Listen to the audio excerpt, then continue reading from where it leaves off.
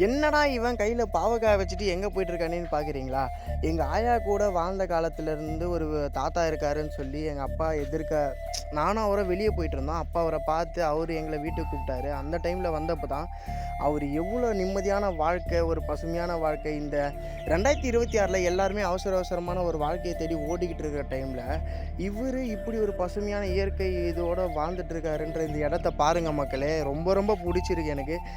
ஓப்பனா சொல்லப்போனா, இங்க பசுமாடுகள்லேருந்து கிணறு, ஷெட்டு, குளம், 2வது பலா மரம் உங்களுக்கு காட்டுறேன் அந்த பலா மரத்தில எப்படி காய் இருக்குன்னு பாருங்க.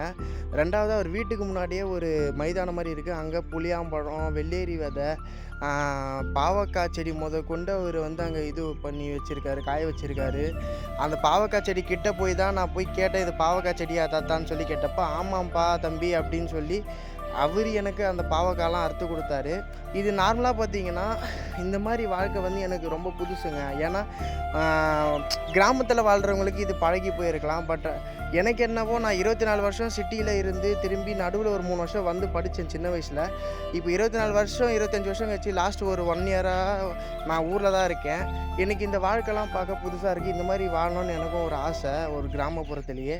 ஆனா என்ன பண்றது? நம்ம படிச்ச படிப்புக்கு ஏத்த வேலைலாம் கிடைக்கணுன்றதுக்காக கிராமத்த விட்டு சிட்டிய நோக்கி பயணம் பண்றவங்களுக்காக இந்த வீடியோ ஒரு சமர்ப்பணம். லைக் பண்ணுங்க, ஷேர் பண்ணுங்க, சப்ஸ்கிரைப் பண்ணுங்க காய்ஸ்.